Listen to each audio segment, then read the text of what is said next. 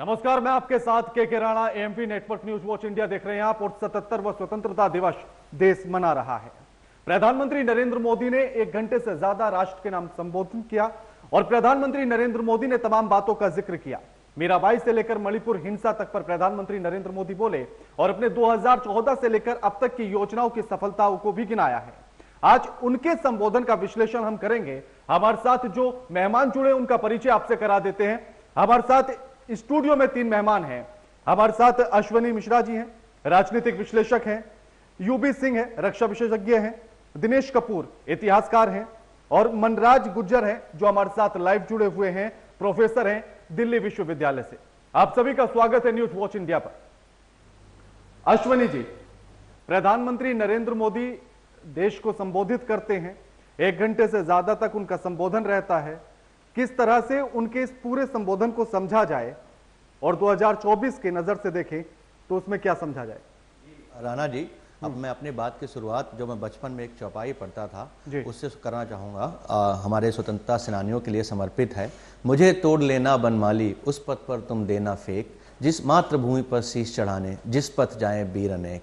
तो हमारी ये स्वतंत्रता जो हमको मिली है आसानी से नहीं मिली। हमारे बहुत सारे वीर सेनानियों ने अपने सिरों को नवाजा है इस स्वतंत्रता को दिलाने के लिए। तो मुझे लगता है मैं पहले तो उनको प्रणाम करना चाहूँगा। बात करूँ अगर नरेंद्र मोदी जी के भाषण की या नरेंद्र मोदी जी के भाषा शैली की, मुझे लगता है कि एक सकुशल लीडर होने के लिए जो एक बहुत महत्वपूर्ण क्वालिटी चाहिए होती है वो होती है देश के आवाम को, देश की जनता को मोटिवेट करना। नरेंद्र मोदी जी बार बार एक बात करते आ रहे हैं कि 1947 में भारत एक विकसित देश बनेगा। ये फीलिंग इंजेक्ट करना, लोगों के माइंडसेट में ये फीलिंग इंजेक्ट करना बहुत महत्वपूर्ण है। अगर हम आज से पहले की बात करें, पहले की सरकारों की बात करें, तो हमेशा हमको एक सपना दिखाया जाता था कि हम विकासशील देश हैं, हम विकास की ओर आगे बढ़ रहे हैं। पर कभी हमने ये सोचा नहीं था, ये सपने में सपना नहीं देखा था कि हम विकसित देश भी बन सकते हैं। बनेंगे या नहीं बनेंगे वो भविष्य के गर्त में है, बट हमें एक सपना, एक थॉट प्रोसेस माइंड में डालना ये बहुत जरूरी है। एक अच्छे लीडर की क्वालिटी होती है। नरेंद्र मोदी जी ने अपने भाषण में 3 महत्वपूर्ण प्रॉब्लम भी गिनाई जो कि वो बार बार गिनाते आ रहे हैं। भ्रष्टाचार सबसे बड़ी प्रॉब्लम है हिंदुस्तान की, हम देखते आ रहे हैं हिंदुस्तान की जड़ों में भ्रष्टाचार किस कदर बसा हुआ है। तो उसको खत्म करना हम सबकी एक नैतिक जिम्मेदारी बनती है और वो तभी आएगा जब हम एक इंक्लूसिव तरीके से उस पर अटैक करेंगे। बाकी मोदी जी ने जो कहा है, मुझे लगता है बहुत सारी बातें वो बार बार कहते आ रहे हैं क्योंकि वो एक उनका गोल समझ लो। वो ऐसा कुछ नहीं है कि वो 15 अगस्त के भाषण में आकर के ऐसा कुछ कह देंगे जो उन्होंने पहले नहीं कहा है। हालांकि उन्होंने कुछ नई बातें भी कही हैं इसमें, जिसमें हम गहन चर्चा करेंगे। बिल्कुल। यूपी सिंह जी, प्रधानमंत्री नरेंद्र मोदी ने सेना का भी जिक्र किया और यह भी कहा कि हमारी महिलाओं की शक्ति हम पायलट के तौर पर भी देख रहे हैं, सेना में भी बढ़ते हुए देख रहे हैं। आप किस तरह से देखते हैं? और सेना में मेरा अनुभव, मैं कर्नल यूबी सिंह बोल रहा हूँ जी। मैंने रेवाड़ी में जो पहला जनसभा हुई थी जिसे मोदी जी ने अपना कैंपेन लॉन्च किया था, उसमें हम लोग सहभागी थे और उसमें जनरल वीके सिंह और तमाम सैनिक अधिकारी थे। तो सेना के प्रति इनका लगाव वहीं से शुरू से ही ये विदित होता है कि ये हमेशा सेना को प्राथमिकता देते हैं। जहाँ तक सेना के गुणों का सवाल है कि ओआरओपी के बारे में इन्होंने जो कहा वो किया। इस बारे में पहले भी हम लोगों को लॉलीपॉप दिया गया था, पिछली 500 करोड़ का बता दिया और इसके बाद कुछ नहीं मिला। तो लेकिन इन्होंने जो कहा, जब मैं आपको व्यक्तिगत रूप से बताता हूं जो सबके साथ है, जब हम सेवानिवृत्त हुए थे तो 10,000 के करीब पेंशन थी। आज मुझे पेंशन 1,40,000 के ऊपर मिल रही है जी। और अगर आप डिसेबिलिटी वगैरह है तो बहुत ज़्यादा है। वो शायद किसी भी अधिकारी के लिए एक बहुत बड़ी सुरक्षा कवच बन गई है और हमको अपना एक जो वित्तीय स्वतंत्रता है उसके लिए हम आभारी रहेंगे मोदी जी के और समाज के लिए। जहाँ तक महिलाओं का सवाल है, जब मैंने सेना ज्वाइन की थी तो महिलाएं केवल ऑफिसर्स मेस या जवानों की महिलाएं अपना उनका एक ग्रुप होता था, वहीं तक सीमित थी। आज महिलाएं अधिकारी हैं, आज महिलाएं हर क्षेत्र में आगे आ चुकी हैं, सेना में या सिविल क्षेत्र में, और ये एक बहुत ही शुभ संकेत है कि महिलाओं को हम आगे बढ़ा रहे हैं। बिल्कुल। कपूर साहब, इतिहासकार आप हैं तो पहला सवाल इतिहास से जुड़ा हुआ कि 15 अगस्त के लिए स्वतंत्रता दिवस के लिए 15 अगस्त को ही क्यों चुना गया? जवाब भी मैं दूंगा, पर इससे पहले मैं दो बातें जो मोदी जी की ने अपनी स्पीच में कही उनको क्विकली रेफरेंस कर देना चाहता हूँ। एक तो उन्होंने वर्ड्सवर्थ की एक बहुत पुरानी पोएम है ब्लिस, उसकी एक लाइन है, bliss was it in that dawn to be alive but to be young was very heaven. इसका उन्होंने जिक्र इस मामले में किया कि हमारे ये जो काल चल रहा है इसमें 30 वर्ष से के जो युवा हैं वो सांस ले रहे हैं। सो इट्स अ ब्लिस कि वो अलाइव हैं, और यंग हैं तो वो तो एक तरीके का हेवनली चीज़ है। दूसरी उन्होंने एक घटना का जिक्र किया था कि एक घटना ऐसी हुई जिसने इस देश को गुलाम बना दिया। उस घटना के बारे में मैंने अपनी किताबों में भी लिखा है, लेखों में भी लिखा है, लेकिन मैं आपको जल्दी से बताता हूँ वो घटना कौन सी थी। 1191 में मोहम्मद गौरी पंजाब की तराई में पृथ्वीराज चौहान से भिड़ा। पृथ्वीराज चौहान ने उसको क्रशिंग डिफीट दी, इतनी क्रशिंग कि युद्ध क्षेत्र से उसको स्ट्रेचर पे बाहर ले जाना पड़ा था। ये मैं जो भी बोल रहा हूँ या जो भी बोलूँगा वो मैं ईश्वर को हाजिर नाजिर जान के कहता हूँ कि तथ्यों पर आधारित बोलूँगा जो ऐतिहासिक दस्तावेज में दर्ज है। तो उस क्या होता है कि जो राजपूत हैं वो एक वीर कौम है, उनके लिए युद्ध एक उत्सव होता है। तो आपने युद्ध लड़ा मुझसे, आप हार गए, अब जाइए आप। निर्मम हत्या, अनावश्यक हिंसा, इन सब में वो बिलीव नहीं करते थे, तो उन्होंने उसको जाने दिया। ये थी एक भूल जिसने हमें 1000 साल की गुलामी में कह दिया। वो क्यों? क्योंकि अगले साल वो फिर आ गया और वो लोग तो धूर्त थे, उनके लिए आदर्श मायने ही नहीं रखते थे। जैसे कि शाम ढलने के बाद नहीं लड़ना, स्त्रियों को साथ नहीं लड़ना, बच्चों का वध नहीं करना, वो कुछ नहीं देखते थे। एकादशी का व्रत रखा हुआ था, करीब 1 लाख सैनिकों ने पृथ्वीराज चौहान जी के, और वो दिन भर के थके हुए रात को अर्ली मॉर्निंग उठना पड़ता था उसके लिए, व्रत तोड़ने के लिए। वो व्रत तोड़ने से पहले ही मोहम्मद गौरी ने अपने वो जो पहाड़ियाँ थी उन पे अलाव रखे तापते जैसे कि वो लोग वहीं हैं, और इन पे हमला कर दिया। विदिन 1 आवर 1 लाख से ज़्यादा उन्होंने सैनिकों के सिर काट दिए। उन्होंने पृथ्वीराज चौहान को भी नहीं बख्शा। He didn't return the courtesy कि हम लोग मतलब वीरों की तरह नहीं लड़े वो। तो उस वहीं पर ही पृथ्वीराज चौहान का सर उन्होंने धड़ से अलग कर दिया। उन्होंने नहीं ये, क्योंकि उनको पता था कि दुश्मन को जिंदा छोड़ दिया। तो हमारे तरह, हमारे राजपूत वीरों की तरह वो किसी आदर्श में नहीं जीते थे। Victory and that. तो उस ये 2 चीज़ें उन्होंने कही। बाकी रहा 15 अगस्त, वो बड़ा इंटरेस्टिंग किस्सा है। मैं आपको आप सोचिए कि एक डेट डिसाइड करनी है। अगर आप एक शादी की भी डेट डिसाइड करते हैं तो 10 लोगों से आप उसके बारे में चर्चा करते हैं, पंडितों से पूछते हैं, शुभ मुहूर्त पूछते हैं, ज्ञानियों से। अगर आप पंडितों में नहीं बिलीव करते तो अपने परिवार वालों से पूछते हैं, बड़े दिनों चर्चा होती है, तब जाके वो। माउंटबेटन ने 20 मार्च 1947 को माउंटबेटन के मनहूस कदम पड़े हमारी धरती पर। 40 दिन की उसकी हेक्टिक मीटिंग्स चली जिन्ना, गांधी जी और नेहरू जी के साथ। 3 जून को उन्होंने गांधी जी की एब्सेंस में, गांधी जी एब्सटेंड कि मैं नहीं विभाजन के पक्ष में हूँ, तो इन्होंने ऑल इंडिया रेडियो से 3 जून 1947 को विभाजन की घोषणा कर दी। 4 जून को माउंटबेटन को ये खबर मिली कि, मैं आपको 15 अगस्त की कहानी सुना रहा हूँ। बिल्कुल बिल्कुल। 4 जून को माउंटबेटन को खबर मिली कि नेहरू जी कि गांधी जी अपनी प्रार्थना सभा में आज विभाजन के विरोध करेंगे। और वो ये जानता था कि अगर गांधी जी अड़ गए तो कोई माइकालाल इस देश का विभाजन नहीं कर सकता, चाहे माउंटबेटन हो, उनकी पूरी सरकार हो, कोई भी हो, क्योंकि देश की जनता उनके पीछे थी। उसने गांधी जी को आने का न्योता दिया। 6 बजे वो होती थी प्रार्थना सभा शुरू, 5 बजे उसने बुलाया। और गांधी जी जो थे वो टाइम के लिए बड़े पाबंद थे, स्टिकलर फॉर टाइम। तो इन दोनों की मीटिंग हुई। और माउंटबेटन के बारे में कहा जाता है कि वो इतना चालाक और चतुर था कि अपनी बातों में लगाकर वो एक बाज के पंजों में जकड़े हुए पंछी को मुक्त करा सकता था। तो उसने अपना सारा चार्म गांधी जी पे लगाया और उनको बोला कि एक्चुअली ये मेरा प्लान नहीं है, ये आप ही का प्लान है, क्योंकि आपने ही कहा था कि इस देश की असेंबलीज और इस जो सूबे हैं प्रांत के, वो सारे अगर मान जाएं तो ये विभाजन नहीं होगा। हम तो मतलब जैसे कहते हैं ना, मतलब मुखौटा लगाए हुए माउंटबेटन। असल में हम तो अंग्रेज तो चाहते ही नहीं है कि विभाजन हो। तो उन्होंने तो आपने भी ट्राई किया और गांधी जी ने किया भी था। लेकिन कांग्रेस पहली बार उनकी बात को नहीं माना कि भाई ये इस तरीके से विभाजन होने दो। वो नहीं, उन्होंने कहा कि हम अपने देश को जिन्ना के हाथ नहीं दे सकते, जबकि गांधी जी ने कहा था कि चलने दो, देश के टुकड़े मत होने दो, जिन्ना को चलाने दो। खैर कोई राजी नहीं हुआ, तो ये हो गया।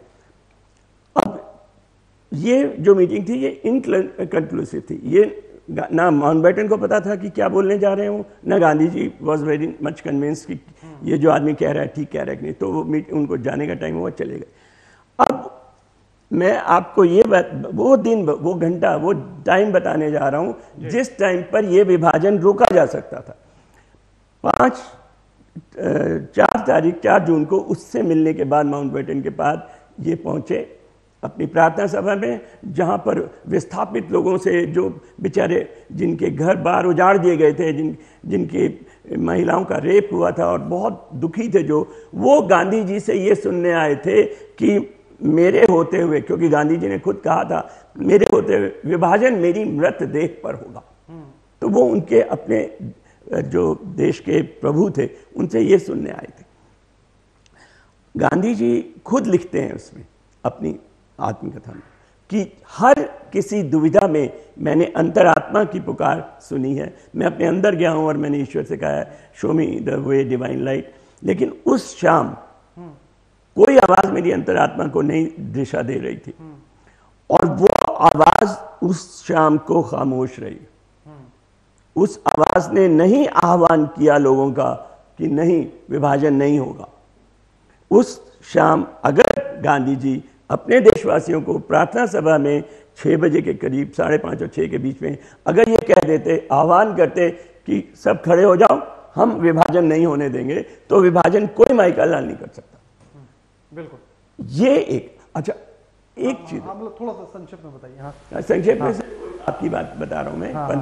15 अगस्त की तिथि कैसे चुनी गई।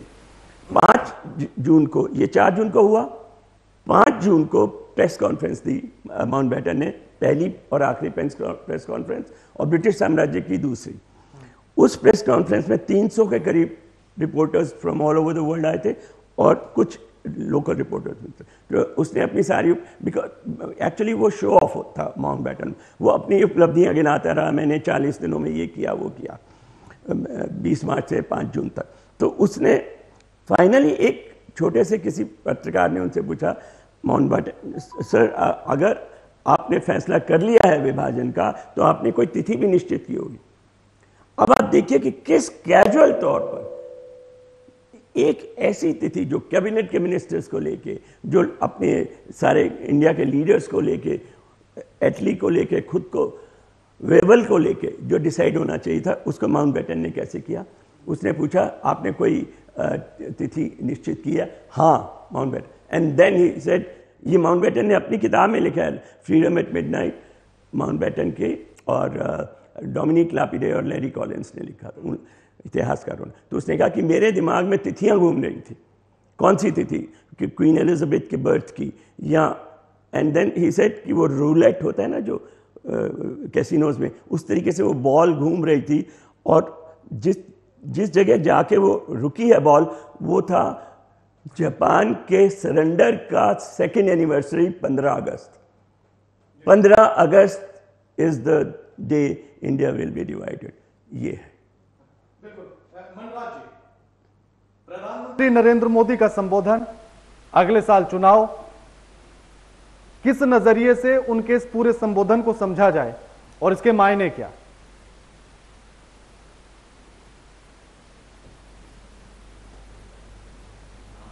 क्या क्या अंग रहेगा, उस श्रेष्ठ भारत के लिए हमें क्या क्या आज करनी होगी, आज से लेकर जो करनी होगी, जो प्रयत्न करनी होगी, सबको लेकर जो करनी होगी, और साथ में जो आज हो सकता है कि अगले साल चुनाव है, लेकिन प्रधानमंत्री की तरफ से जो कॉन्फिडेंस उन्होंने दिखाया है, जिस वादाओं को लेकर वो आए थे 2014 में, उस वादाओं को पूरा करने में वो किस तरह कसर नहीं छोड़े, और आज उसकी परिणाम जो हम देख रहे हैं अन्य अन्य क्षेत्र में, उसकी भी उन्होंने जिक्र किया, और साथ में ये उम्मीद जताया कि आने वाले 5 साल में भी किस तरह वो काम करेंगे, और लोगों की आशीर्वाद के लिए वो बहुत प्रयत्न कर रहे हैं।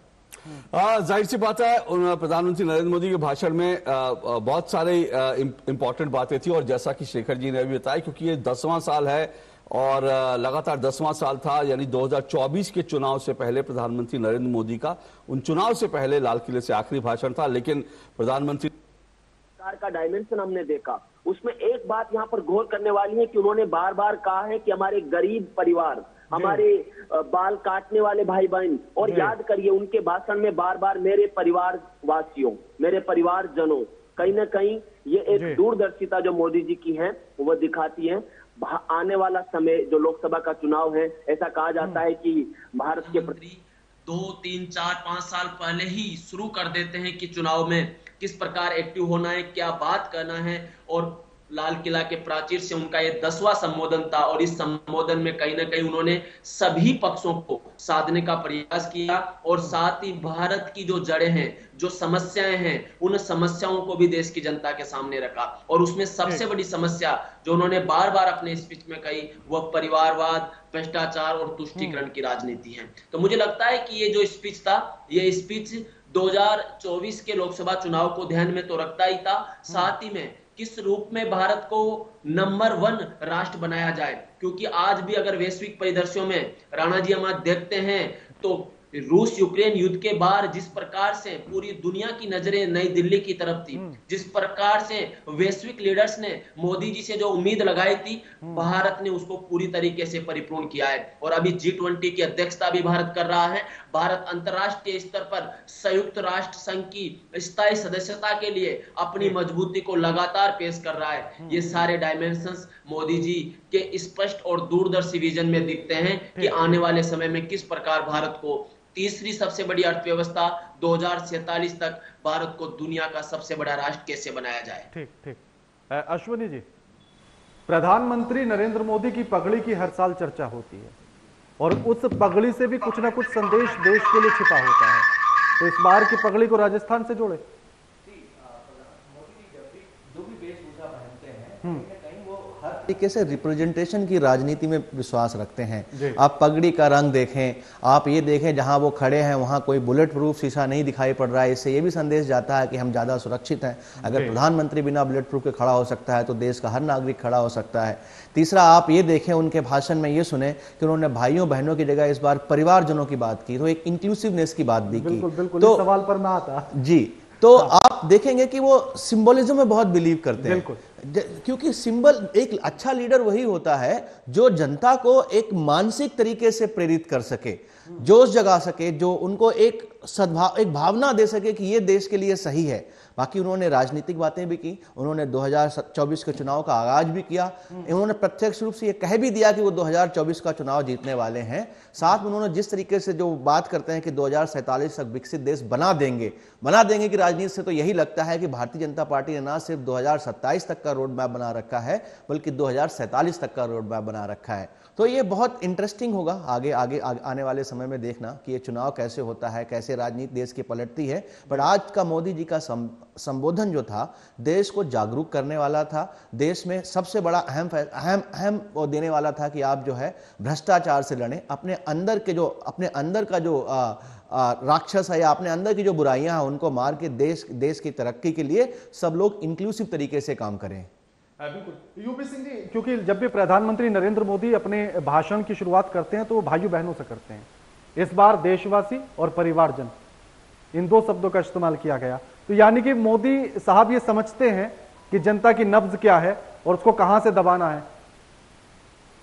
मोदी जी की जो सबसे बड़ी विशेषता देखी जाती है, he is the best communicator in the country today. जी, जनता के संग लगाओ और जनता के संग अपना संदेश पहुंचाने में वो बड़ा पारंगत हैं। मैं दो विषयों के बारे में और बताना चाहता था, जो कि इनके आज के भाषण से और पहले के अनुभव से, इन्होंने जो कहा वो किया। और पहले होता था, आपको याद होगा कि जब भी चुनाव आते हैं तो तमाम शिलान्यास होते रहते हैं। इस बार शिलान्यास उतने ही हुए जितने के उद्घाटन हुए।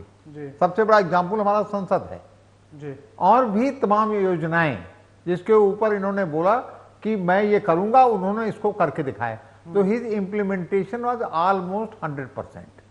नंबर 2, नॉर्थ ईस्ट के बारे में इन्होंने शुरुआत की थी मणिपुर से। मेरा व्यक्तिगत अनुभव यह है कि मैं 6 साल तक नॉर्थ ईस्ट में रहा हूं और इंटेलिजेंस का काम किया हूं। लेकिन इसी पर मेरा एक सवाल यह है कि मणिपुर जलता है, 78 दिन तक प्रधानमंत्री का कोई भाषण या बयान उस पर नहीं आता है, तो क्या उस वीडियो का इंतजार प्रधानमंत्री नरेंद्र मोदी कर रहे थे? सदन में अविश्वास प्रस्ताव का इंतजार कर रहे थे या 15 अगस्त का इंतजार कर रहे थे? नहीं, मोदी में एक गुण देखा होगा, मोदी अपना खुद प्रोग्राम बनाते हैं और विपक्ष के प्रोग्राम के अनुसार नहीं चलते हैं। इन्होंने कोशिश किया लोकसभा में कि मोदी जो है अविश्वास प्रस्ताव तक ले आए, और अविश्वास प्रस्ताव आने का एक ही कारण था कि मोदी जी आके लेक्चर देंगे। मोदी जी ने जब लेक्चर दिया, जब ये खुद ही विधानसभा छोड़ के पलायन कर गए थे। मैं ये बताना चाहता था कि जो मणिपुर का प्रॉब्लम है वो अब धीरे धीरे क्लियर होता जा रहा है। मैं विश्लेषण से और अनुभवों से लोगों को पता लगेगा कि यहाँ की जो सबसे बड़ी प्रॉब्लम थी कुकी और मैतीस की वो में कि यहाँ पर ड्रग का व्यापार बहुत होता था और 1000 करोड़ का व्यापार था। तो वहाँ की जनता उससे बिल्कुल प्रभावित रही और वहाँ का जो इकोनॉमिक स्टेटस था वहाँ की जनता का वो ड्रग का था। यहाँ तक कि नॉर्थ ईस्ट में कुछ कानूनों में बदलाव है, पूरे कानून वहाँ पर अलग से माने जाते हैं। इस प्रकार संरक्षण करके ये ड्रग की प्रॉब्लम जिसमें चाइना और म्यांमार इन्वॉल्व थे, तो इस तरीके से इन लोगों ने मणिपुर को एक दिया है। हालांकि मणिपुर का अगर और भी क्षेत्रों से लीजिएगा तो तमाम घटनाएं हो रही हैं देश में जो कि मणिपुर के समकक्षी हैं। दिनेश जी, प्रधानमंत्री नरेंद्र मोदी, क्योंकि अब मणिपुर का जिक्र चल ही रहा है तो उस पर मैं सवाल ये पूछना चाहता हूं कि प्रधानमंत्री नरेंद्र मोदी जिस तरह से भी बता रहे थे कि ड्रग्स के व्यापार को रोकना था और उसी के तहत ही पूरा प्लान था, तो क्या किसी ड्रग्स को रोकने के लिए राज्य को जलने दिया जाए? इस मणिपुर की जो समस्या है ये कांग्रेस के राज में शुरू हुई थी। जब आपको याद है पिछले दिन उन्होंने पार्लियामेंट में भी ये कहा था, सदन में भी ये कहा था कि अपने ही देश के ऊपर वायुसेना से इन्होंने बॉम्ब्स गिरवाए थे। और एक चीज जो मोदी जी में, लेकिन उसमें एक छोटा सा करेक्शन, जो जहां तक मैंने उसके बारे में पढ़ा तो उसमें यह था कि ये घोषणा कर दी गई थी कि जिसको असमिया भाषा आती होगी सिर्फ वही लोग सेना में हो सकते थे। जो लोग असमिया भाषा नहीं जानते थे उन्हें वहां से निकाला जा रहा था और वही लोग एक अलग राज्य बनाने की और देश बनाने की कोशिश कर रहे थे, जिन पर ये वायुसेना का प्रहार किया गया था। अगर मैं सही हूं तो बिल्कुल ठीक है। और और मुझे लगता है कि मणिपुर में मोदी जी की चुप्पी की जो आप बात कर रहे हैं ये होम मिनिस्ट्री का विषय था। कर्नाटक में चुनाव हो रहे थे, उस टाइम का विषय था। अमित शाह ने अपनी कई सारी कर्नाटक की रैलियां कैंसिल करके मणिपुर गए। अमित शाह ने अपने भाषण में भी बोला है कि मोदी ने उनको बार बार फोन करके बोला। तो मुझे नहीं लगता कि जनता को ये सवाल बनता है। मोदी जी से अमित शाह लगातार उस पर जवाब दे रहे हैं, लगातार अपडेट दे रहे हैं, क्योंकि होम मिनिस्ट्री का मैटर है। विपक्ष ने उसको ऐसे दिखाया कि जैसे इसके लिए सिर्फ लगातार ये कहना था कि मोदी जिम्मेदार हो। कि विपक्ष का लगातार ये कहना था कि गृह मंत्री फेल हो चुके थे क्योंकि वो घटना के लगभग 1 महीने बाद पहुंचते हैं और उस पर असर नजर नहीं आता। गृह मंत्री ने क्लियरली बताया कि मोदी जी वहां 3 बार पहले जा चुके हैं और मैं तो वहां रेगुलरली जाता रहता हूं। इसके मणिपुर में आपने देखा होगा कर्नाटक चुनाव के टाइम पे अमित शाह ने बहुत सारी अपनी रैलियां कैंसिल भी की थी मणिपुर के हिंसा को लेकर। वहां गए थे। वो ये था कि इस देश में सबसे ग्रैंड मेजॉरिटी जब कभी आई थी तो वो राजीव गांधी जी के टाइम पे आई थी, 400 से ज्यादा। अब राजीव गांधी जिनकी फर्स्ट एवर मेजॉरिटी इतनी आई थी, उसमें उनमें और मोदी जी में क्या फर्क है? राजीव गांधी एक पायलट थे, उनके ऊपर ग्रेटनेस थोप दी गई थी जो कि परिवार की परंपरा रही है कि चाहे आप एलिजिबल हैं या नहीं। जैसे उन्होंने कहा खुद भी मोदी इन्होंने अमित शाह जी ने कि 13 बार प्रयत्न हुए। मोदी जी ने भी कहा एक राजकुमार को लीड करने के लिए, वो राहुल जी का रेफरेंस दे रहे थे। पर जब मोदी जी में और उनमें ये फर्क था कि मोदी जी को सस्टेन करना आता है। मोदी जी एक बड़े निष्कपट हृदय से, बड़े मतलब ईमानदारी से इस देश को आगे बढ़ाना चाहते हैं, पर इतने भी ईमानदार नहीं है कि सिंडिकेट खा जाए उनको, जैसे राजीव गांधी के टाइम पे हुआ था। इनको रहना भी आता है दांतों के बीच में एक जीभ की तरह, और विजित करना आता है। ये उनकी यूएसपी है। मनराज जी, विपक्ष का लगातार मणिपुर को लेकर यह कहना था कि प्रधानमंत्री बोल नहीं रहे, सदन में बोलते हैं तो 3 से 4 मिनट। अब अगर लाल किले के प्राचीर से वो राष्ट्र को संबोधित करते हैं तब भी लगभग 1 मिनट या 1.5 मिनट या 2 मिनट। इतना कम समय मणिपुर के लिए आखिर क्यों? उस समस्या से संपूर्ण देश के ऊपर एक बड़ा एक मैसेज गया, एक बड़ी मतलब घटना थी, क्योंकि जिस प्रकार से भारत एक समावेशी विकास आगे बढ़ रहा है, उसमें ऐसी समस्या कहीं न कहीं ऐसी समस्याएं उजागर होना कहीं न कहीं अंतर्राष्ट्रीय स्तर पर भी भारत की छवि को धूमिल करता था।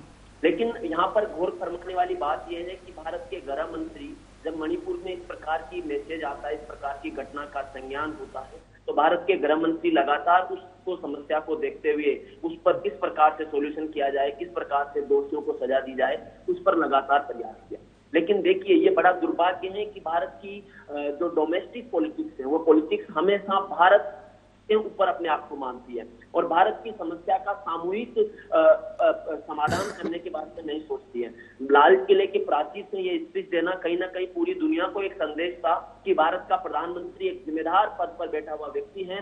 भारत का प्रधानमंत्री का पद भारत में रहने वाले समस्त 125 करोड़ लोगों की सेवा करना, उनके अधिकारों की रक्षा करना, उनके ऊपर आने वाले सभी प्रकार के खतरों से बचाने की जिम्मेदारी भारत के प्रधानमंत्री की होती है। और ये लाल किला की प्राचीर से इस बात को रखना, क्योंकि देखो समस्या थी, उसके लिए कमेटी बनाई गई, उसके लिए गृह मंत्रालय के स्तर पर बात की गई, गृह मंत्रालय के स्तर पर एक्शन लिया गया और साथ ही पार्लियामेंट में भी जब अविश्वास प्रस्ताव आया तो मोदी जी ने स्पष्ट तौर पर कहा ये पूरी तौर पर निंदनीय घटना है और ऐसी घटनाओं को रोकने के लिए सरकार काम कर रही है। लेकिन देखिए, लाल किले के प्राचीर से इस बात को रखना कहीं ना कहीं पूरी दुनिया को और भारत के विपक्षी दल जो बार बार मणिपुर की घटना को आधार बनाकर अपनी राजनीतिक रोटियां सेकने का काम कर रहे थे, उनको एक संदेश है कि भारत के प्रधानमंत्री एक समावेशी, समग्र और सबको साथ लेकर चलने वाले, सभी नागरिकों के हितों की रक्षा करने वाले, सभी को सुरक्षा का भाव महसूस करवाने वाले महत्व के साथ, विजन के साथ काम करते हैं। और यही कारण था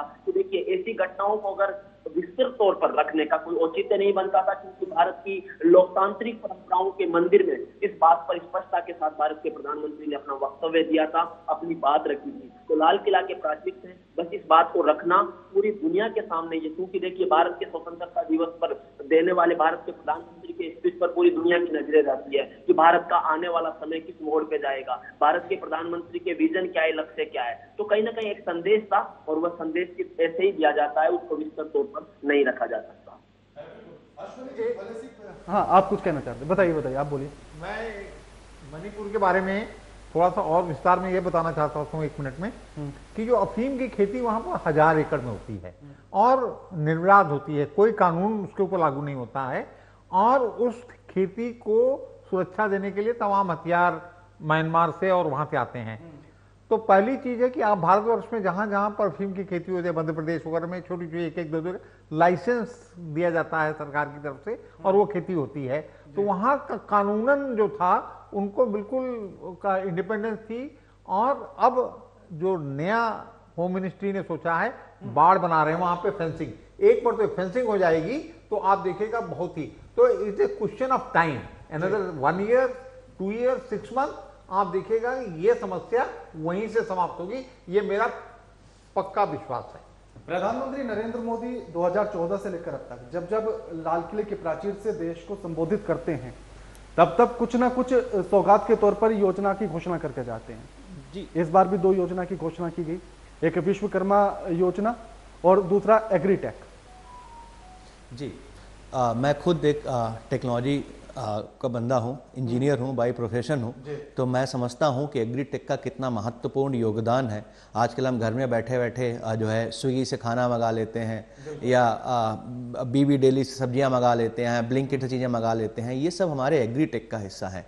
अभी समस्या ये है कि अगर मैं एग्रीटेक की बात करूं तो हमारे किसानों का 1% भी माल जो है, 1% से कम जो माल है, चाहे वो सब्जियां हो चाहे चीज़ें हो, वो एग्रीटेक के थ्रू जनता तक पहुंचती हैं। अभी भी वो मंडी सिस्टम जो ओल्ड सिस्टम है वो चलता है, जहां पर बहुत सारे बीच में बिचौलिए होते हैं जो बहुत कमीशन खोरी करते हैं। यही रीज़न हमने देखा है, जब लोग स्टॉकिंग करते हैं तो हमारे टमाटर के भाव कितने ऊपर चले जाते हैं। कल मोदी जी ने अनाउंस किया, गवर्नमेंट ने अनाउंस किया कि हम टमाटर इंपोर्ट करेंगे नेपाल से, तो आप देखो एकदम से टमाटर के रेट गिर गए। तो जो बिचौलिए थे उन्होंने स्टॉक कर रखा था वो खत्म कर दिया। तो ये बहुत मूलभूत समस्या है हमारे देश के किसानों की। देश का जो एग्रीकल्चर है उसको मेन स्ट्रीम से प्रोडक्शन में जोड़ना। छोटा सा सवाल मेरा जी, प्रधानमंत्री नरेंद्र मोदी ने महंगाई को लेकर एक बात कही। उन्होंने कहा कि महंगाई पूरी दुनिया में है और जब हम कुछ भी सामान को वहां से खरीदते हैं तो समझिए कि हम महंगाई खरीद कर ला रहे हैं। लेकिन टमाटर हिंदुस्तान में होता है, फिर भी इतना महंगा, किसानों से 1-1 रुपए किलो तक खरीदा गया। उसका वही कारण बता रहा हूं। मुझे लगता है कि बीच में किसान बिल एक लाने की चर्चा हुई थी जो बाद में वापस ले लिया गया, वो भी इसी लाइन पे था, क्योंकि हमारे देश की मूलभूत समस्या जो रही है वो बिचौलिए रहे हैं। आप देखें, जीएसटी लाने का भी मूलभूत कारण यही था कि पहले हर राज्य में बिचौलिए अलग तरीके से चीजें वसूलते थे, फिर हर राज्य का अपना अलग अलग टैक्स होता था। सेम समस्या एग्रीकल्चर की भी है। आप देखो टमाटर इतना महंगा था, एकदम से एक दिन में हाफ रेट पे कैसे आ गया। एक अनाउंसमेंट हुआ कि हम जो है नेपाल से इंपोर्ट करेंगे टमाटर का रेट गिर गया। उसका कारण यही था, जिन्होंने स्टॉक कर रखा था वो डर गए। तो ये बहुत सारे बीच में बिचौलिए और ये समस्याएं हैं। ये सारी समस्याएं सिर्फ और सिर्फ टेक्नोलॉजी से सॉल्व की जा सकती हैं, जहां पर एक ट्रांसपेरेंट सिस्टम बनाया जा सके। अगर मुझे कुछ सामान चाहिए और मुझे टमाटर यहां नहीं मिल रहा है, आलू यहां नहीं मिल रहा है, प्याज यहां नहीं मिल रहा है, तो मेरे पास एक व्यवस्था होनी चाहिए जहां पता कर सकूं कौन सा किसान बेचारा 5 रुपए किलो बेच रहा हूं, मैं यहां 500 रुपए किलो खरीद रहा हूं, बीच का 495 रुपए कौन खा रहा है। यह समस्या एक टेक्नोलॉजी की है। मोदी जी की एक और बात मैं कहना चाहूंगा, मोदी जी जब भी भाषण देते हैं, हम स्वतंत्रता संग्राम की बात कर रहे हैं, स्वाधीनता की बात कर रहे हैं, इसमें स्व का जो तत्व है, जो सेल्फ का बात है, वो मोदी जी बहुत अच्छे से जगाते हैं लोगों में।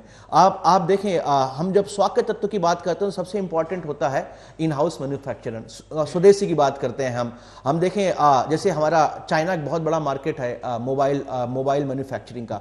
अभी हम देखते थे कि बहुत सारा मार्केट इंडिया में शिफ्ट हो रहा है। अभी हमने एक एप्पल का मैन्युफैक्चरिंग यूनिट देखा कर्नाटका में 25%। तो ये सब बड़ी चीजें हैं। अगर आपको देश को एक तरक्की की ओर लेके जाना है तो आपके अंदर स्वाका तत्व होना जरूरी है, सेल्फ रिलायेशन जरूरी है, इस बात का कि हम भी कर सकते हैं। हमको हर चीज में एक्सपोर्ट पर डिपेंडेंट होने की जरूरत नहीं है। हम बहुत सारी चीजें खुद यहां पर क्रिएट कर सकते हैं, चाहे वो डिफेंस हो, चाहे एग्रीकल्चर हो, चाहे टेक्नोलॉजी हो, चाहे कोई भी सुविधा हो। बिल्कुल, इसमें 2 बातें मैं कहना चाहता हूं जी। पहले तो ये कि जो आपने अभी टेक्नोलॉजी को लेकर बात की, तो प्रधानमंत्री नरेंद्र मोदी ने मेक इन इंडिया का जिक्र किया और उन्होंने कहा कि हमारा पहले से संकल्प था कि 0 डिफेक्ट चीजें होनी चाहिए। बिल्कुल। और मेक इन इंडिया की तारीफ G20 में जब वो बाली पहुंचे तब वहां की गई थी। जी।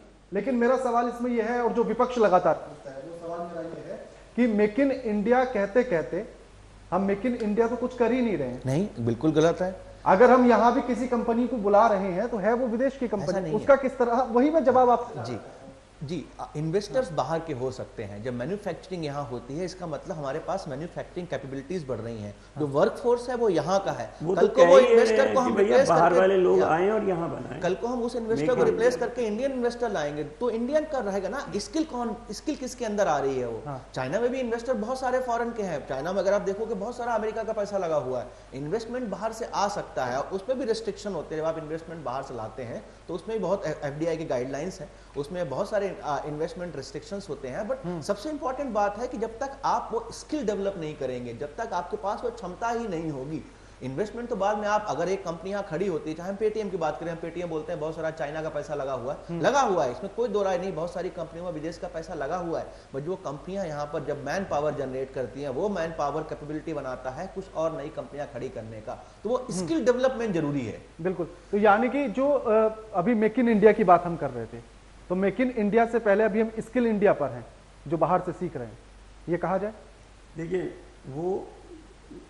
वो बात दीगर है। जो मैं मेन एक बात स्ट्रेस करना चाहता हूँ, अगर आप इस मोदी सरकार को, मोदी जी को, उनके आज के भाषण को, उनकी पूरी समग्रता में देखें तो क्या निकलता है निष्कर्ष। महंगाई ऐसा नहीं है कि पहली बार हो रही है, टमाटर के दाम अगर आज 200 हैं तो कल 20 भी हो जाएंगे।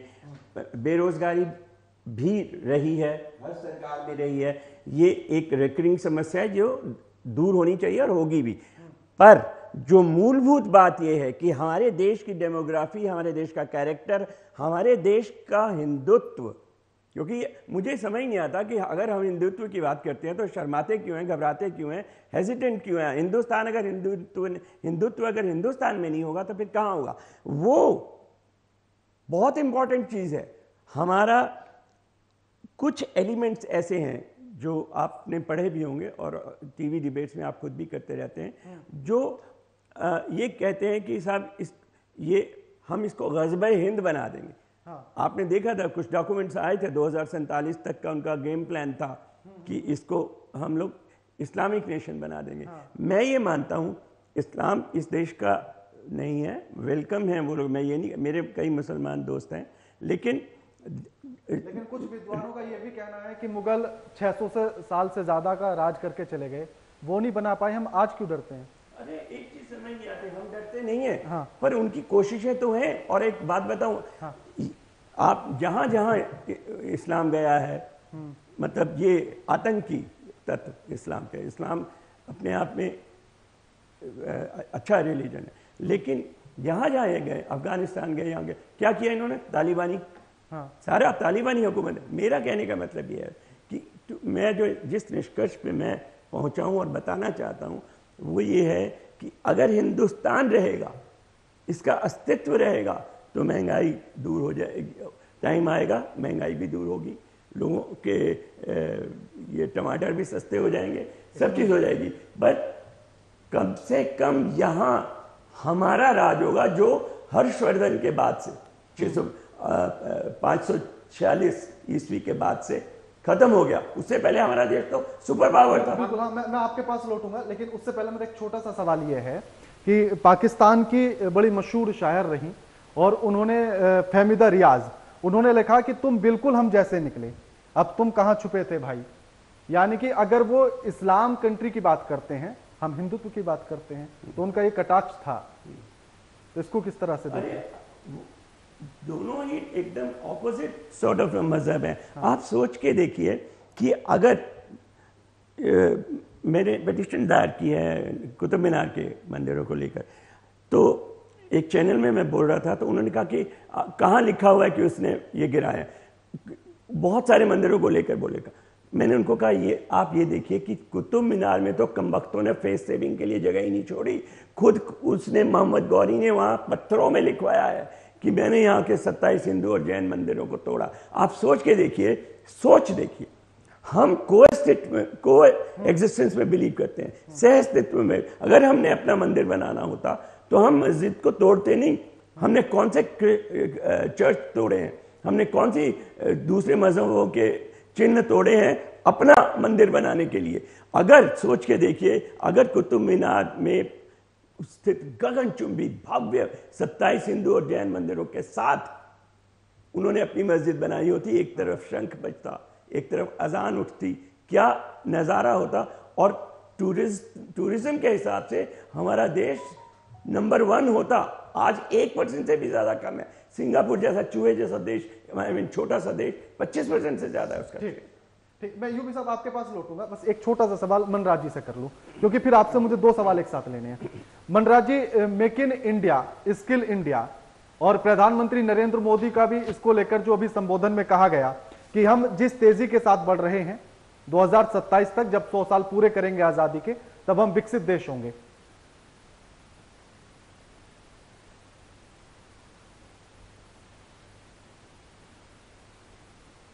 का जो फ्रेमवर्क तय किया गया है, उस फ्रेमवर्क में जो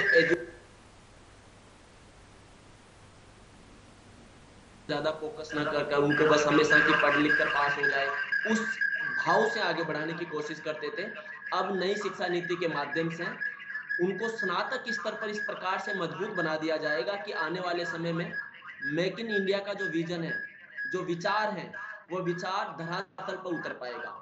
देखिए राणा जी, कोई भी सरकार लक्ष्य तय करती है तो इंफ्रास्ट्रक्चर से लेकर वहां उस प्रकार की भूमिका बनाने में समय लगता है। माननीय प्रधानमंत्री जी ने इसको धरातल से और निचले लेवल से शुरू कर वास्तविक तौर पर लाने का जो प्रयास किया है, वो प्रयास फलीभूत भी हो रहा है। हमने कई सारी कंपनियों को भारत में अपना प्लांट लगाने से इसलिए मना कर दिया क्योंकि वह यहाँ के कामगारों को हिस्सा नहीं बना रही थी। टेस्ला जैसी कंपनियों के साथ भारत सरकार के विवाद का सबसे बड़ा कारण यही था।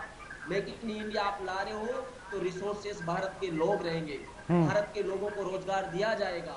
आप उस पर किसी प्रकार का प्रतिबंध या किसी प्रकार का नियम कानून बनाएंगे तो भारत की सरकार एक संप्रभु सरकार है, आपको यहाँ काम करने का अधिकार नहीं देगी। ये विजन दिखाता है, ये लक्ष्य दिखाता है। और अगर आप देखेंगे नई शिक्षा नीति का पूरा फ्रेमवर्क, नई शिक्षा नीति को अगर मैं एक शब्दों में कहूं तो नई शिक्षा नीति पूर्ण रूप से बच्चे जो हमारे आने वाले भविष्य, अभी मोदी जी ने आज के स्पीच में भी कहा कि दुनिया वृद्धावस्था की तरफ जा रही है, भारत युवावस्था की तरफ जा रहा है, भारत युवा हो रहा है। तो भारत के युवाओं में वो कौशल की क्षमता विकसित करने के लिए कॉलेज स्तर पर हमारी दिल्ली यूनिवर्सिटी ने भी इस फ्रेमवर्क को बड़ी स्पष्टता के साथ लागू किया है।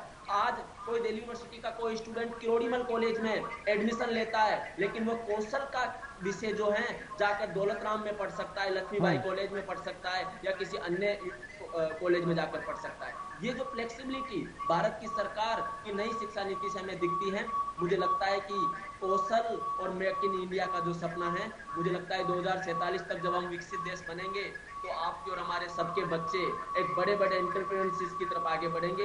एक विशेषता के साथ जो सरकार के ऊपर बस सरकारी नौकरी का जो बर्डन है वो बर्डन भी समाप्त हो जाएगा। ठीक ठीक।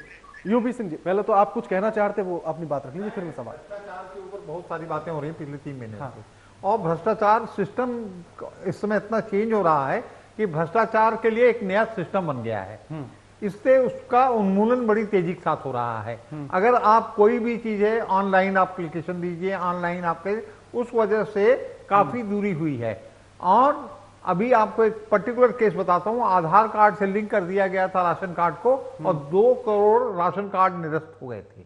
अभी मोदी जी ने लेक्चर में भी बताया था कि 10 करोड़ के आसपास की जनता जो मरी हुई थी या जिनका कोई नहीं था, उनके अगेंस्ट लिया जाता था, जिनका जन्म ही नहीं। हाँ, उनका था। इसी प्रकार से अब वेस्ट मैनेजमेंट की कला है हमारी। क्या आप देखिएगा लीडरशिप में भी जो भ्रष्टाचार है वह एक जगह इकट्ठा होता जा रहा है। तो जब एक मरतबा इकट्ठा हो जाएगा तो वेस्ट मैनेजमेंट सिस्टम से उनको सफाई करके उनको खाद बना करके दूर कर देंगे। लेकिन मेरा सवाल आपसे यह था कि प्रधानमंत्री नरेंद्र मोदी ने कहा कि हिंदुस्तान सबसे युवा देश है और इसीलिए वो आर्मी को भी युवा बना रहे हैं, तो क्या ये इशारा अग्निवीर की तरफ था? एक्चुअली इसमें फाइनेंसेस बहुत इंपॉर्टेंट हैं। डिफेंस बजट का 80% से ऊपर का बजट केवल पेंशन में जा रहा था और ये लगातार बढ़ता जा रहा था क्योंकि अब लोग ज्यादा दिनों तक उनकी लाइफ बढ़ गई है और इसको दूर, और उसका जो भुगतान हो रहा था कि हम कोई हथियार नहीं खरीद पा रहे थे, राइफल नहीं खरीद रहे थे, टैंक्स नहीं खरीद रहे थे और तमाम जो मॉडर्नाइजेशन ऑफ आर्मी थी वो रुकावट में थी। ये जो अग्निवीर का सिस्टम बनाया था, इस सिस्टम से अब इसके ऊपर बोझ काफी कम हो गया और ये एक्सपेरिमेंट जो है सक्सेसफुल हुआ है। बिकॉज वो जो लड़के अब निकले हैं उससे ये पता लगा है उनकी एम्प्लॉयबिलिटी।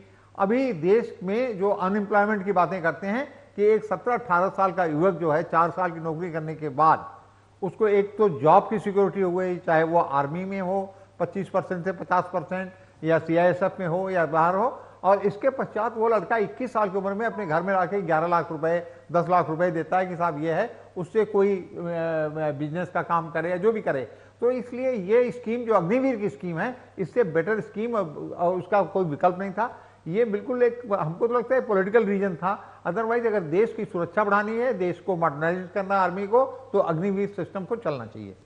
बिल्कुल, लेकिन मेरा अग्निवीर को लेकर एक सवाल ये है कि एक तो आपने इसमें पेंशन की बात की, तो पेंशन को सही माना जाए या उसको खत्म कर दिया गया, ये सही माना जाए? पेंशन बहुत सारी खत्म हो गई है और पेंशन अब धीरे धीरे जो अनुपात है, it's a bureaucratic solution has been given, उसका अनुपात धीरे धीरे अपने आप खत्म हो रहा है। अग्निवीर बढ़ते जाएंगे और जो रिटायर्ड ऑफिसर हैं उनकी संख्या कम होती जाएगी। क्योंकि मैं अभी प्रोग्राम करने संसद भवन गया, हाँ अभी 1-2 दिन पहले, तो वहां मुझे कुछ सैनिक मिले, तो उन्होंने मुझसे कहा कि आप कभी हमारी पेंशन का मुद्दा क्यों नहीं उठाते हैं? देखिए पेंशन का मुद्दा है, everybody wants to be personally secured, और वो सिक्योरिटी जहां मिलती है वो केवल पेंशन से मिलती है। और भारतवर्ष में ये भी एक बहुत बड़ा डिसीजन हुआ है कि except army nobody is getting a pension now, माने बाकियों का दूसरे विकल्प से पेंशन दी जाती है, और ये पेंशन ही हमारे मॉडर्नाइजेशन का सबसे बड़ा मुद्दा है। इसलिए मैं कहता हूं कि एक जो ग्रुप है वो पर्टिकुलरली अपना सेल्फ इंटरेस्ट बोलिए या जो भी बोलिए, I don't think this holds water. और एक और मेरा इसी में सवाल छोटा सा ये है अग्निवीर को लेकर ही कि हिंदुस्तान में सिक्योर होना बड़ा जरूरी है, चाहे वो खुद के भविष्य को लेकर हो या शादी करने को लेकर हो। अब अग्निवीर अगर कोई बनता है 21 साल की जब वो उम्र में होगा और वो फिर से तैयारी कर रहा होगा किसी नौकरी के लिए, तो उसकी शादी में तो अड़चने आएंगी। देखिए शादी में नहीं, आप इसको और भी आगे ले जाइए, ये तो आपकी जनसंख्या नियंत्रण में भी आएगा, क्योंकि अगर लड़का जब तक हमारे यहाँ वो सेटल नहीं होता है, स्पेशली इन सर्टेन कम्युनिटी, तब तक वो शादी नहीं करता है, और शादी जहाँ जरा सा भी लेट करेगा 25, 26, 28 साल में, तो पॉपुलेशन के ऊपर उसका इफेक्ट पड़ता हुआ है। तो इसलिए तो ये बहुत ही अच्छा हुआ कि वो 21-22 साल के, और as generally is acceptable as socially is 25 years कि 24-25 साल की उम्र में, तो इसके पहले शादी होना जो है लड़के के लिए इट्स नॉट सुटेबल, क्या generally not acceptable in society of the modern days. और इसलिए मैं तो समझता हूं कि अगर वो 25 साल के बाद करता है तो that will be more suitable for the society also and from the financial point of view also. हाँ, आप कुछ कहना चाह रहे हैं इसी में? जी, पहले तो हमको ये समझना होगा कि हिंदुस्तान जो है बहुत बड़ा देश है। अभी हमारे आपस में ही बात करते हुए हमने 125 करोड़ ही बोला, 130 करोड़ ही बोला, 140 ही बोला, और शायद हम 145 करोड़ लोग हैं। दूसरा हमको ये समझना होगा कि हिंदुस्तान में जो सरकारी नौकरियां हैं या किसी भी देश में जो सरकारी नौकरियां होती हैं वो महज 1.5 से 2%, 2.5% तक होती हैं, उससे ऊपर नहीं होती हैं। बहुत हो जाए 3%, बाकी सारी नौकरियां प्राइवेट होती हैं। तो गवर्नमेंट का फोकस ये होना चाहिए एम्प्लॉयमेंट जनरेट करने का, ऐसी अपॉर्चुनिटीज बनाओ जहां से एम्प्लॉयमेंट जनरेट हो, ना कि गवर्नमेंट खुद एम्प्लॉय कर सके। गवर्नमेंट की सारी स्कीमें जो हैं इसके अराउंड होनी चाहिए। जी, तो मुझे लगता है कि जो गवर्नमेंट जो कर रही है, जब हम देखते हैं इसमें बहुत सारी ऐसी टेम्परेरी जॉब्स लाती है, उसमें मेन मुद्दा नौकरी देना ना हो करके स्किल डेवलप करना होता है, ताकि आप जो है आगे जा करके खुद और लोगों के लिए एम्प्लॉयमेंट जनरेट कर सकें। ये मूलभूत विषय होना चाहिए गवर्नमेंट का, मैक्सिमम गवर्नमेंट होनी चाहिए, राइट? तो ये विषय है। हाँ, आप कुछ कह रहे थे इसी को लेकर, कितने सहमत आप? हाँ, मैं बिल्कुल सहमत हूँ। मैं बार बार एक ही चीज़ कह रहा हूँ कि आपसे कि जब तक हमारा देश इतना डाइवर्स है, मतलब हर 200 किलोमीटर के बाद आपको एक नया भाषा मिल जाएगी, नए किस्म के लोग, नए किस्म के आचार व्यवहार, खाना पीना सारा। It's said that there are 1,000 countries हैं इंडिया में। तो इसको एक साथ लेकर चलना एक बहुत मतलब एक्सपर्ट का काम है। जो मैं यही डिफरेंस पहले मैं मार्क कर रहा था कि राजीव नहीं सरवाइव कर पाए because of the syndicate, indicate, politics, ये वो। Modi ji is Daksha in that कि ठीक है, आइए आप, मैं ये करना चाहता हूं, ये करके दिखाऊंगा और रह के दिखाऊंगा, इस सिस्टम में रह के इसका मुकाबला करूंगा, विच इज जो बड़ा प्रोस्पेक्टिव है, एक दिन आएगा। मनराज जी, बड़ा आत्मविश्वास के साथ प्रधानमंत्री ने कहा कि जब जब आपने मुझे रिफॉर्म किया, जब आपने मुझे फॉर्म किया तब मैंने रिफॉर्म करके दिखाया, और अधिकारियों ने मेरे साथ मिले, उन्होंने मेरे साथ काम किया, हमारे के लिए काम किया, और फिर जनता के साथ हमने उसे ट्रांसफॉर्म होते हुए भी देखा। देखिए, बिल्कुल माननीय प्रधानमंत्री जी का जो ये बात थी, ये बात कहीं ना कहीं अधिकारियों को भी एक संकेत था, क्योंकि कई बार राजनीतिक नेतृत्व सारी योजनाओं का लाभ लेकर क्रेडिट ले जाता है। हालांकि हम देखा जाए तो परमानेंट ब्यूरोक्रेसी तो हमारे अधिकारी होते हैं, सारी योजनाओं की फ्रेमिंग से लेकर उनको इम्प्लीमेंट करवाने तक उनके आधार विचार सारे तय करने का काम उनका होता है। राजनीतिक नेतृत्व तो उसको इम्प्लीमेंट करके एक तरीके से एक मैसेजिंग और एक विजन के तहत आता है। लेकिन देखिए, मोदी जी का ये जो भाव था, ये भाव एक समग्रता के साथ, सकुशलता के साथ और एक सबकी भागीदारी, सबका साथ सबका विकास वाला जो विजन था, उसके साथ अधिकारियों को एक संदेश था कि भाई हमने जो योजनाएं की। अब देखिए, 2014 में जब भारत के प्रधानमंत्री मोदी जी बने थे, उस समय देखिए न हेल्थ को लेकर कोई स्पष्ट योजना थी, न शिक्षा को लेकर कोई स्पष्ट योजना थी, न किस प्रकार से इंफ्रास्ट्रक्चर डेवलपमेंट को लेकर कोई स्पष्ट योजना थी। बुलेट ट्रेन जैसी जो नए डायमेंशन जापान के साथ हमने एग्रीमेंट किए, तो ये कहीं ना कहीं मोदी जी का ये जो भाव था, ये कहा कि ये 10वां संबोधन है और इस 10वें संबोधन में भारत की एक नई दिशा, एक नई दशा, एक नया विजन आपने देखा होगा। और यही कारण है कि मोदी जी ने कहा कि जब जब आपने मुझे फॉर्म किया, आपने रिफॉर्म देखा होगा, वह रिफॉर्म सामाजिक रिफॉर्म देखा होगा, वह रिफॉर्म आपने आर्थिक रिफॉर्म देखा होगा, वह सांस्कृतिक रिफॉर्म देखा होगा। अब देखिए, not even in the scenario of India, हम केवल भारत के संदर्भ में बात नहीं करते, अगर हम अंतर्राष्ट्रीय स्तर पर भी बात करते हैं तो आज जो नेतृत्व हमारा वैश्विक स्तर पर दिखता है, वो 2014 से पहले क्या में दिखता था? क्या भारत के प्रधानमंत्री को किस प्रकार से नजरअंदाज किया जा सकता था? एक पार्टी की अध्यक्षा जो वैश्विक दुनिया में प्रधानमंत्री से ज्यादा हिम्मत रखती थी, कहीं ना कहीं ये परिवर्तन आया। और ये जो गेप था पीपल और पॉलिटिकल लीडरशिप के बीच में, वह लीडरशिप का वह गेप तोड़ने का काम इन्होंने किया। आज हो सकता है 50 आरोप भारत की सरकार पे लगे, भारतीय जनता पार्टी पर लगे, और लगना स्वाभाविक है क्योंकि हम लोकतांत्रिक देश में रहते हैं, लोकतांत्रिक मूल्यों वाले देश में रहते हैं, और जिसका पूरा का पूरा formula dialogue, discussion and debate होता है। तो ये 3D का जो फॉर्मूला है वो रहेगा, आलोचना होनी चाहिए, लेकिन फिर भी हम इन चीजों से नकार नहीं सकते। हमारे आने वाली जनरेशन, ये जो 10 साल भारत के प्रधानमंत्री के तौर पर मोदी जी का जो कार्यकाल रहा है, वह जरूर याद रखेगी। उनके विजन, उनके लक्ष्य, एक समग्र, एक विकसित भारत की तरफ चलने वाली एक नई विजन, नया आयाम जरूर हम सबको एक दिशा देने का काम करेगा। बिल्कुल बिल्कुल। शुक्रिया आप सभी मेहमानों का हमारे साथ इस चर्चा में जुड़ने के लिए। शुक्रिया मनराज जी आपका, और शुक्रिया अश्विनी जी आपका, यूबी सिंह जी और दिनेश कपूर जी, आप सभी का शुक्रिया हमारे साथ इस चर्चा में शामिल होने के लिए। लेकिन सबसे अहम, प्रधानमंत्री ने जो अपने संबोधन में सारी बातें कही, और अंत में आते आते जब उन्होंने कहा कि ये हिंदुस्तान न झुकता है, न झुकता है, न हाँफता है, और न ही हारता है, और इसी के साथ ये संकल्प उन्होंने दिया और ये कहा कि 2047 जब हम 100वीं वर्षगांठ अपने स्वतंत्रता दिवस की मना रहे होंगे, तो तब हम विकसित देश होंगे। इसी के साथ हमें दीजिए इजाजत।